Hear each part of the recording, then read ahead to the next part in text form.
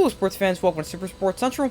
Today we're going to be going over my 2022 NFL season predictions and going over my predictions for every single game in the NFL. My playoff predictions, award predictions, obviously Super Bowl prediction, where each team will finish in the division and what their record will be. So diving right in the AFC East, we have the New York Jets at the bottom of that division. So they did a lot to improve the team this offseason. They improved the offensive line. They drafted Garrett Wilson with the top 10 pick to help the receiving core. They drafted a good young corner in Sauce Gardner to help improve the secondary. I think the Jets are going to show improvement from last season. Whether that'll show record-wise, I'm not sure, as I have them only getting 5 wins and going 5-12. Wins against the Patriots, Bears, Lions, Jaguars, and Seahawks. Above the Jets, in third place in the AFC East, we have the Patriots. So I have a lot of concern for the Patriots offense. They still have Bill Belichick, yes, but who's going to be calling plays? And whoever is calling plays, they're really not a true offensive play caller. They also lost their top cornerback, J.C. Jackson. And it seems like every team in the AFC East got better, whereas the Patriots got worse.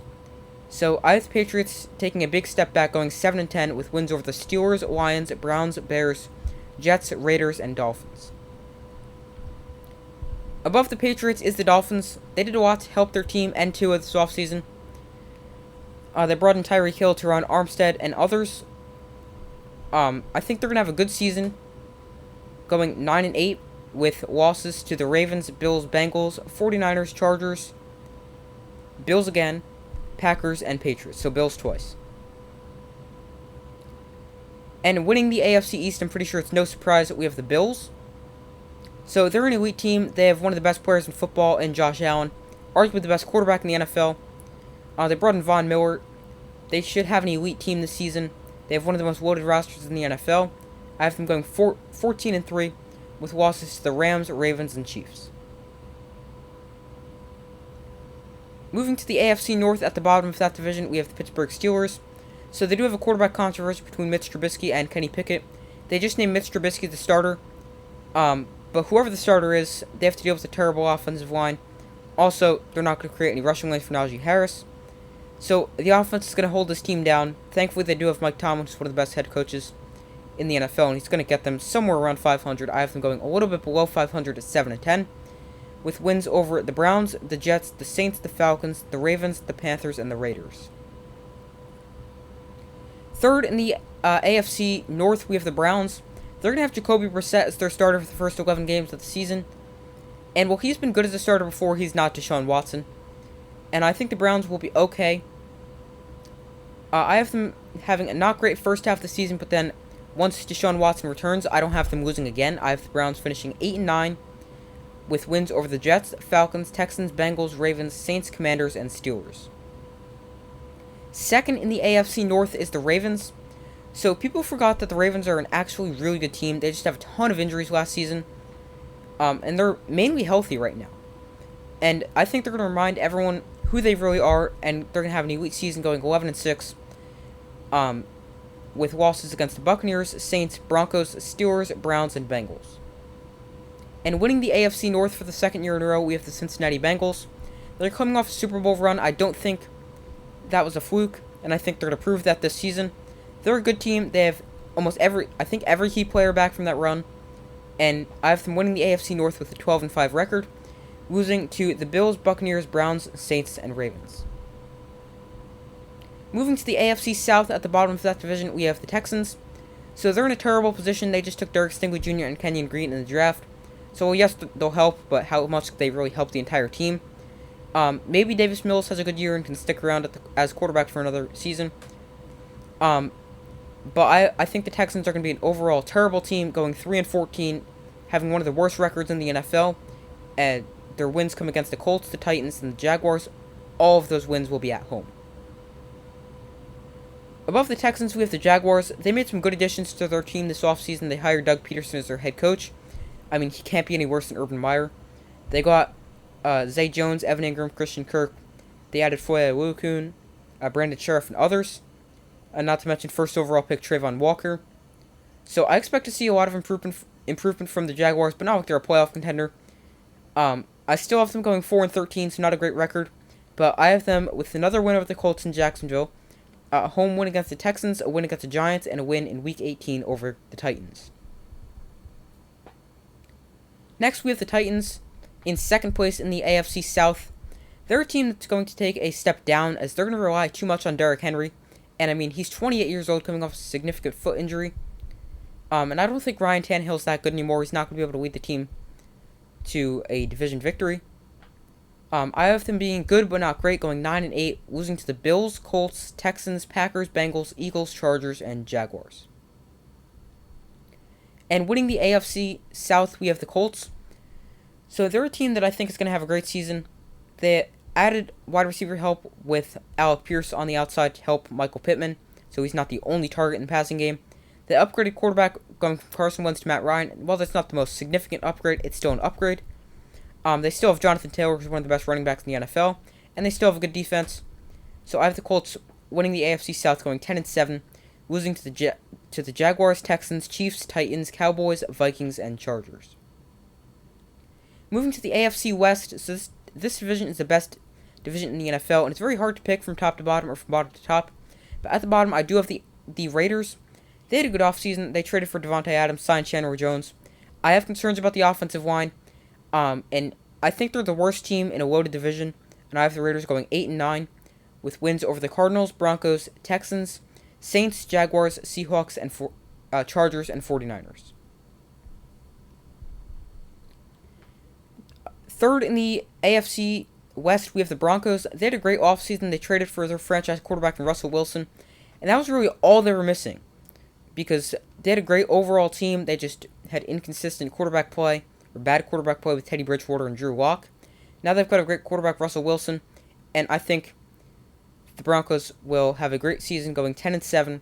And even though they're finishing third in the AFC West, I still think they have a great chance to make the playoffs.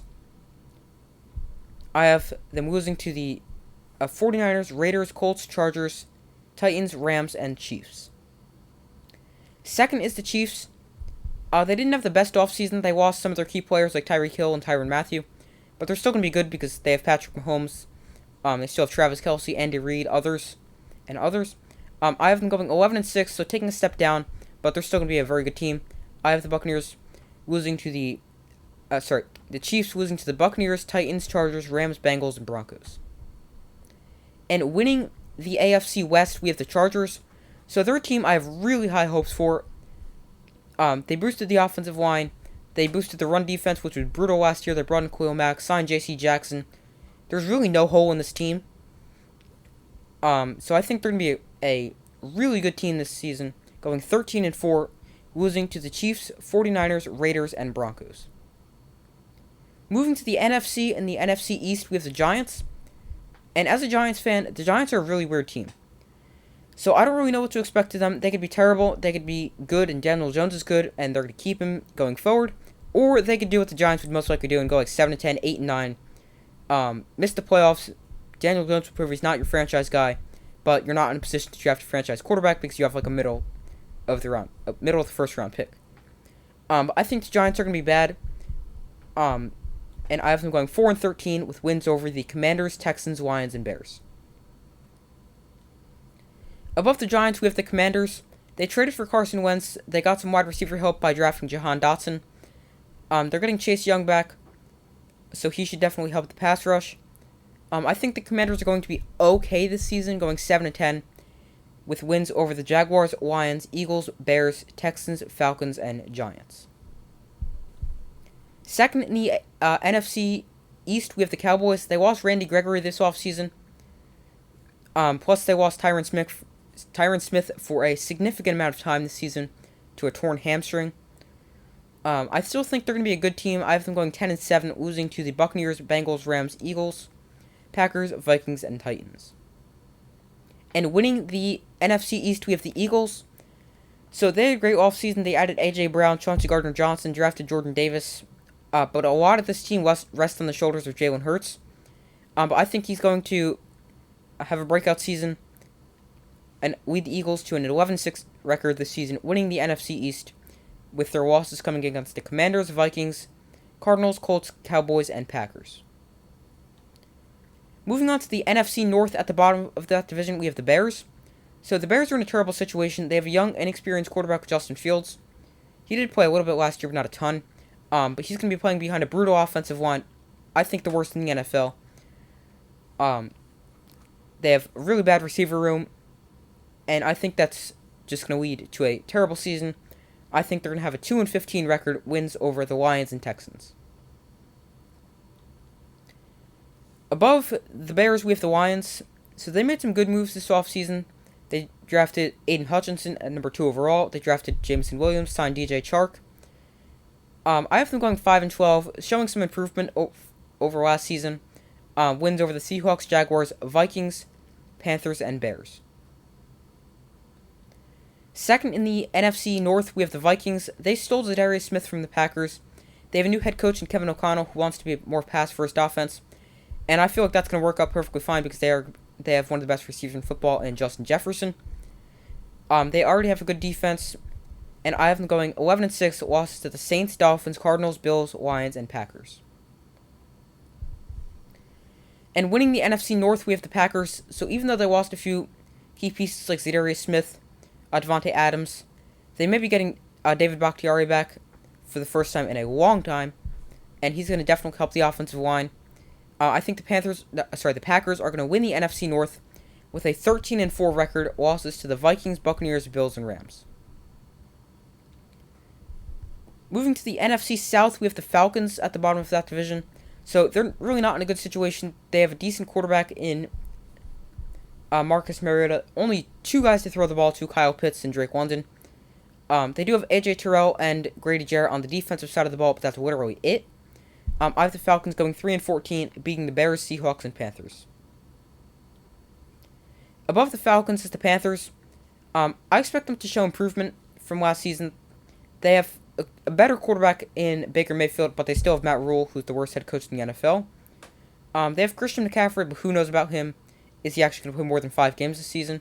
The defense should also be pretty good, but I have them going 7-10, beating the Browns, the Giants, the Saints, the Cardinals, the 49ers, the Falcons, and the Seahawks. Second in the NFC South, we have the Saints. They brought back Jameis Winston, who is a very big question mark this season with no Sean Payton and coming off a torn ACL. The defense should be elite once again. They brought in Tyrann Mathieu to replace Marcus Williams. I think the Saints should have a good season going 9-8, losing to the Cardinals, Raiders, Steelers, Rams, Buccaneers, Browns, Eagles, and Panthers. And winning the NFC South, we have the Buccaneers. They still have Tom Brady, so they're in great shape. Plus, they have a great receiving core, Chris Godwin, Mike Evans, Julio Jones, and others. The offensive line did take a little bit of a hit. Lee Marpet retired. They lost a few other players. Ryan Jensen, I believe, is out for a really long time. But I have them going 13-4, with losses to the Saints, the Rams, the Cardinals, and the 49ers. And the NFC West, we have the Seahawks coming in at the bottom of that division. They have Geno Smith at quarterback, which is really enough said right there. They still have DK Metcalf and Tyler Lockett, but I mean, that's really all the players they have. They have Rashad Penny, so they might be able to run the ball a little bit effectively, but not a good offensive line. I have the Seahawks being terrible this season, 3-14, wins over the Cardinals, Giants, and Rams. And Rams, it's in week 18, so the Rams are probably just going to be resting starters then. Third place in the NFC West, we have the Cardinals. They're going to take a step back this season. They have no DeAndre Hopkins for the first 6 games, and you could clearly see that Kyler was missing DeAndre Hopkins last season. They did bring in Hollywood Brown, Kyler Murray's former college teammate, to help replace DeAndre Hopkins, but the Cardinals are going to take a significant step back, going 8-9 this season, with wins over the Eagles, Saints, Vikings, Seahawks, 49ers, Patriots, Buccaneers, and Falcons. Second place in the NFC West, we have the 49ers. They have a question mark at the quarterback position in Trey Lance. Is he going to be good? Is he not going to be good? I think he's going to be really good. I have really high hopes for Trey Lance. I think he can turn into a superstar quarterback, but this season he's going to be a great quarterback, leading the 49ers to an 11-6 record with losses to the Panthers, Rams, Cardinals, Saints, Raiders, and Chiefs. And winning the NFC West, we have the defending Super Bowl champions, Los Angeles Rams. They still have one of the best rosters in the NFL. They did lose Robert Woods / OBJ, which I'm combining them to one because they each played half the season. They replaced them with Allen Robinson. They lost Von Miller, but replaced him with Bobby Wagner. They're still in great shape. I have them going 14-3, losing to the 49ers, Chargers, and Seahawks. Moving on to my playoff predictions and seeding-wise in the AFC. So my 1 seed is the Bills, my 2 seed is the Chargers, my 3 seed is the Bengals, 4 seed is the Colts, 5 seed is the Chiefs, 6 seed is the Ravens, and my 7 seed is the Broncos. In the NFC, my seeding, 1 is the Rams, 2 is the Buccaneers, 3 is the Packers, 4 is the Eagles, 5 is the 49ers, 6 is the Vikings, and 7 is the Cowboys. In the wildcard round in the AFC, I have the Chiefs defeating the Colts, the Bengals defeating the Ravens, and the Chargers defeating the Broncos. In the NFC, I have the 49ers over the Eagles, the Packers over the Vikings, and the Buccaneers over the Cowboys. In the divisional round, I have the Chargers over the Bengals. The Bills finally get their win over the Chiefs, but this time it is in Buffalo. In the NFC, we have the Buccaneers over the Packers and the Rams over the 49ers. In the conference championship games, I have the Bills over the Chargers, so I've really thought about this one, but then I realized it's going to be in January. The Chargers are from LA. They play indoors. Playing in Buffalo is pretty tough, especially in the winter. And in January, so I have the Bills advancing there. And the Rams, Buccaneers, I have the Rams. And my Super Bowl, the Bills are finally going to get their Super Bowl, as I have them defeating the Rams. And the last game of the 2022 season will be a rematch of the first. And my award winners, MVP winner is Justin Herbert. Offensive Player of the Year is Justin Jefferson. Defensive Player of the Year was tough, but I went with Micah Parsons.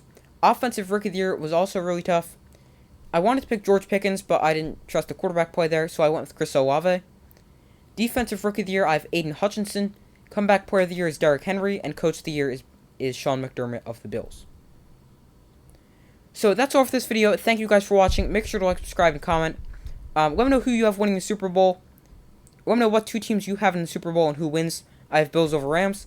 Thank you guys for watching. Make sure to like, subscribe, and comment. I do my best to post as often as possible, and I will see you in the next video.